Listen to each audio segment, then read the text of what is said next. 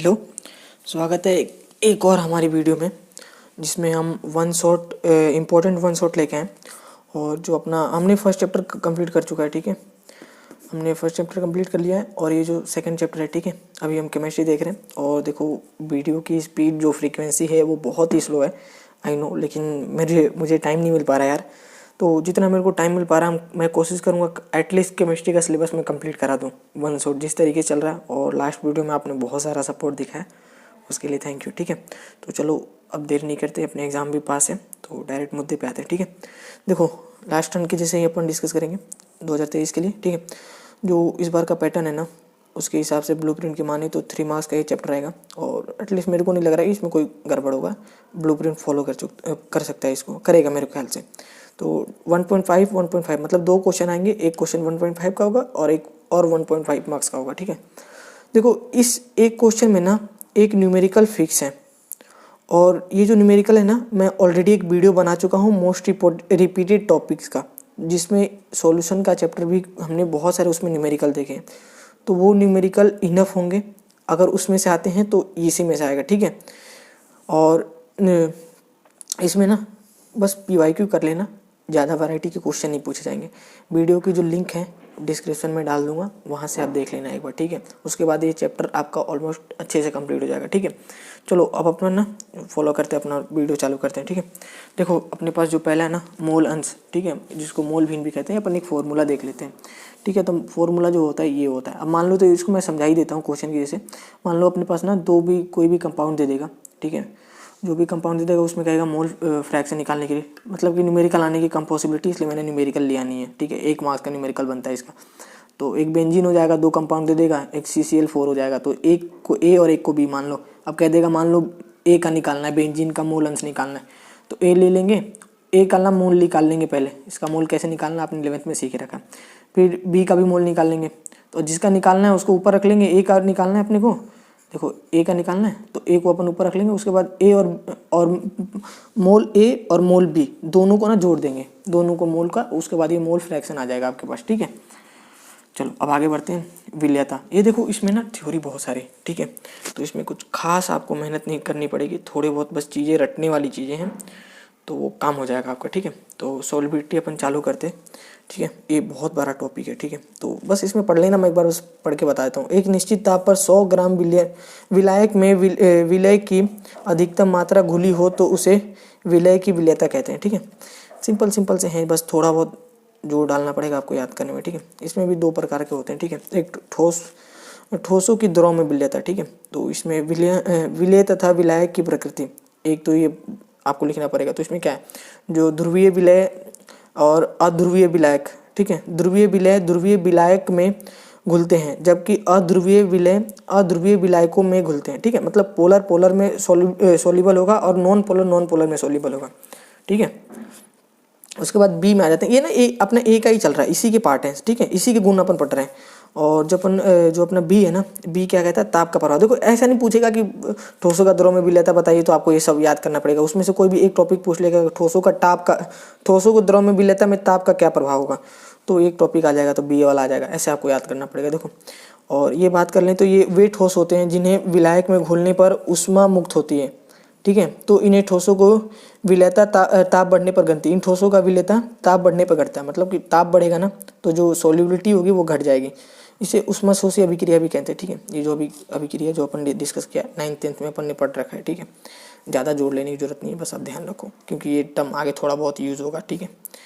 देखो दूसरा आते हैं, वे ठोस जिन्हें विलायक में घोलने पर ऊष्मा अवशोषित होती है, ठीक है। वो ऊष्मा शोषित था, ऊष्मा को शोषित कर रहा था, ये ऊष्मा अवशोषित कर रहा, बाहर मुक्त कर रहा है, ठीक है। इन ठोसों की विलेयता ताप बढ़ाने पर घटती है, ठीक है, ऊष्मा शोषी, ठीक है। ये ऊष्मा शोषी अभिक्रिया कहलाता है। उसके बाद आते हैं ना लास्ट एक और टॉपिक है इसमें, एक अभी और है थोड़ा सा, दाब का प्रभाव। वे ठोसों देखो इसमें ना बस थ्योरी ही पढ़नी है ज़्यादा। ठोसों की द्रव में विलेयता पर दाब का कोई प्रभाव नहीं होता है, ठीक है। अपन आ जाते हैं, देखो एक पेज अपना और कंप्लीट हो गया। मैं इसके नोट्स जो है ना अवेलेबल करा दूंगा। और देखो इसमें मैं समझा इसलिए नहीं रहा हूँ क्योंकि देखो थ्योरी वाली चीज़ें मैं कितना भी समझा लूँ समझ में नहीं आएगा। और थोड़े बहुत टर्म्स ऐसे हैं ना यार कि इसमें समझ रहे हो तुम, वो आपको याद करने ही पड़ेंगे। मैं इसलिए जोर नहीं दे रहा कि भाई ऐसे ऐसे रट लो काम हो जाएगा। रटना भी नहीं, समझ में आ जाएगा, मैं देख लेना बस अच्छे से, ठीक है। गैस की प्रकृति, अब देखो गैसों की द्रव में विलयता, ठीक है। गैसों की प्रकृति, जो गैस विलायक में क्रिया कर यौगिक बनाते हैं तथा विलायक में आयनीकृत हो जाते हैं, मतलब कि उसमें डालो तो आयनीकृत हो जाएंगे, ठीक है। और ये गैस जल में अधिक घुलनशील होगी, ठीक है। प्रकृति है, बस ऐसे ही होंगी, आपको पढ़ना पड़ेगा, याद करना पड़ेगा, ठीक है। विलायक की प्रकृति, ध्रुवीय गैस ध्रुवीय विलायकों में अधिक घुलनशील होती हैं, वह अध्रुवीय विलायकों में कम घुलनशील होती है, ठीक है। ताप का प्रभाव, अधिकांश गैसों का जल में घुलना ऊष्माशोषी प्रक्रम है, इसलिए ताप बढ़ाने पर गैसों की जल में विलेयता घटती है, ठीक है। वही नॉर्मल जैसा ही जो अपना पहले पढ़ा था, ठोसों में द्रव का विलेयता, ठीक है, वैसे ही है। दाब का प्रभाव, निश्चित ताप पर दाब डालने पर गैसों की विलेयता बढ़ती है, यह सिर्फ गैसों की द्रवों में विलेयता पर ही लागू होता है, ठीक है। उसके बाद आते हैं, ये थोड़ा ये इंपॉर्टेंट है, ठीक है। इंपॉर्टेंट वो चीज़ें ऊपर का मैंने बता दिया, जो इंपॉर्टेंट चीज़ें वो डिस्कस करते हैं। देखो इंपॉर्टेंट तो सारे, बस आप ध्यान रख लेना। देखो अब आते हैं हिंदी वाले पे, ये मोस्ट प्रोबेबली आपको तो 23 में देखने को मिल सकता है, ठीक है। इस नियम के अनुसार स्थिर ताप पर गैसों की विलेयता दाब बढ़ाने पर क्या कर रहा हूँ, इस नियम के अनुसार स्थिर ताप पर गैस की विलेयता दाब के समानुपाती होती है, ठीक है। एम समानुपाती पी, ठीक है। और अपन समानुपाती का निशान हटाएंगे तो एक कांस्टेंट आ जाता है जो के होगा, तो यहाँ पे आप पढ़ लेना कौन सा क्या है, ठीक है। ऑलमोस्ट आपको पता होगा, ठीक है। हेनरी के वैकल्पिक रूप, ये भी आप देख लेना, ठीक है, ये भी इंपॉर्टेंट है, बस ये पढ़ लेना। किसी गैस का वाष्प अवस्था में आंशिक दाब उसकी मोल भिन्नता के समानुपाती होती है, ठीक है। उसके बाद ये अपना हो गया, एक और पेज है, ठीक है। लगभग 10-12 मिनट में ये चैप्टर कंप्लीट हो जाएगा अपना, ठीक है। 1 मिनट, ठीक है। हेनरी के नियम की सीमाएं, ये आपको याद करना पड़ेगा। दाब बहुत अधिक नहीं होना चाहिए, ठीक है। ताप का मान बहुत कम भी नहीं होना चाहिए। गैस की विलेयता विलायक से कम हो, ठीक है। ये ना थोड़ा इंपॉर्टेंट है यार, इसको भी देख लेना एक बार अच्छे से। 1 मिनट रुक जाओ, मैं थोड़ा कैमरा ना सही कर लूँ। 1 minute, I think it's okay, चलो ठीक है। द्रव, ठीक है।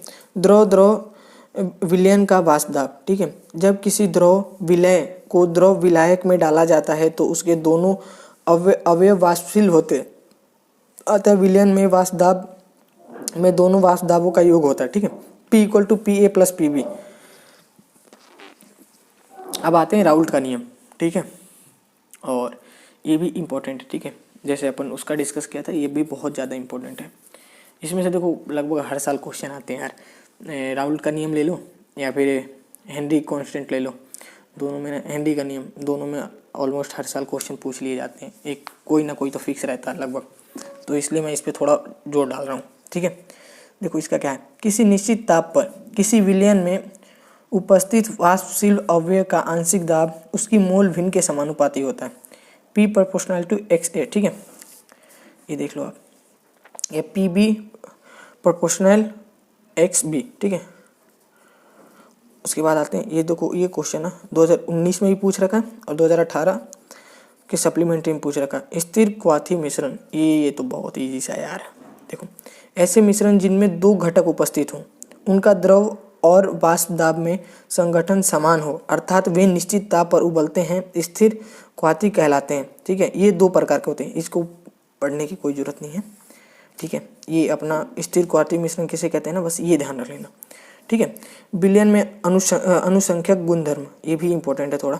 विलयन में उपस्थित विलय की मात्रा पर विलयन के कुछ गुण निर्भर करते हैं। इन गुणों का विलय की प्रकृति तथा संगठन पर कोई प्रभाव नहीं होता है, ठीक है, होता है। देखो उसके बाद आते हैं क्वथनांक में उन्नयन, ये उतना इंपॉर्टेंट नहीं है लेकिन एक बार देख लेते हैं। चलो, किसी द्रव का क्वथनांक वह ताप होता है जिस पर द्रव का वाष्प दाब एक वायुमंडलीय दाब के बराबर हो जाए, ठीक है।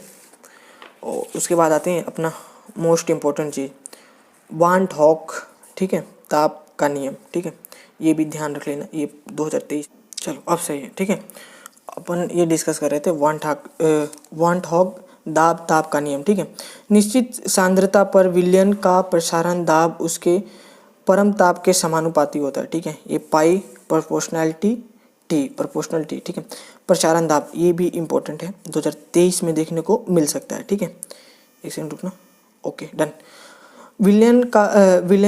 विलयन पर लगाया गया वह दाब जो अर्ध परंपरागत झिल्ली में विलायक के अणुओं का प्रभाव रोकता है, ठीक है। अभी देखो इसका क्या है ना, सॉरी, देखो इसका क्या है ना, इसमें एक बहुत बढ़िया एनसीईआरटी में ना उदाहरण दिया हुआ है, या किसी टीचर के नोट्स में मिल जाएगा, ठीक है, डायग्राम वाला, वो एक बार पढ़ना और ये ना फॉर्मूला याद कर लेना, इंपॉर्टेंट है, ठीक है। अगर आपको कुछ भी नहीं आ रहा प्रसारण दाब का तो फॉर्मूला लिख के भी आ जाओगे तो आपको 1.5 में से ना 1 मार्क्स आराम से मिल जाएंगे, ठीक है। फॉर्मूला इज एवरीथिंग, ठीक है। प्रतिलोम प्रसारण ये भी एक बार देख लेना। यदि विलयन पर प्रसारण दाब से अधिक दाब लगा दिया जाए तो उसे प्रसारण दाब की दिशा बदल जाती है, ठीक है। इसमें क्या होता है ना, ये देखो, इसको इंग्लिश में बोलते हैं, थोड़ा बहुत मेरे को नॉलेज है, रिवर्स ऑस्मोसिस, ठीक है। रिवर्स ऑस्मोसिस किस में काम आता है, उसमें क्या आपका जो आरओ होता है ना घर में, उसमें काम आता है रिवर्स ऑस्मोसिस। तो देखो ये चैप्टर अपना यहाँ पे डन होता है। इसकी जो PDF है वो आपको अवेलेबल हो जाएंगे, और जिस तरीके से लास्ट वीडियो में सपोर्ट दिखाया था, प्लीज़ इस वीडियो में कोशिश करना, अगर अच्छा लगे तो ज़रूर बताना कैसी लगी वीडियो। देखो इसमें मैंने ज़्यादा चीज़ें, आई नो कि इसमें मैंने ढंग से नहीं बताया, क्योंकि देखो इसमें चीज़ें ना थ्योरी हैं, थ्योरी में कुछ खास बताने की चीज़ें होती नहीं है। लास्ट वाले में जो अपना फर्स्ट चैप्टर था उसमें समझने वाली चीज़ें ज़्यादा थी, इसमें ना देखो कितना ही बता लो इंसान को रटना पड़ेगा ही पड़ेगा, क्योंकि जो चीज़ें इसमें ना बहुत मतलब कि क्या कहते हैं लेंदी तरीके से चीज़ें दी हुई हैं, समझे। तो अगर इंग्लिश में पढ़ोगे तो ज़्यादा जोड़ नहीं आएगा, लेकिन हिंदी में ना बहुत सारी चीज़ें बहुत गोल मटोल करके बताई हुई है, और मैं इसे इजी लैंग्वेज में इतनी जल्दी कर भी नहीं सकता, और मेरे पास ना टाइम बहुत कम मिलता है। तो आप देखो ये तो चैप्टर कंप्लीट हो गया। अब अपन हो सकता है तो चैप्टर 3 पर बढ़ेंगे, नहीं तो जो इंपॉर्टेंट चैप्टर हैं, जो ज़्यादा मार्क्स के चैप्टर हैं ना, वो मैं डिस्कस करूँगा पहले, हो सकता हो तो, ठीक है। तो अपन इसकी अगली वीडियो में मिलते हैं, तब तक के लिए बाय।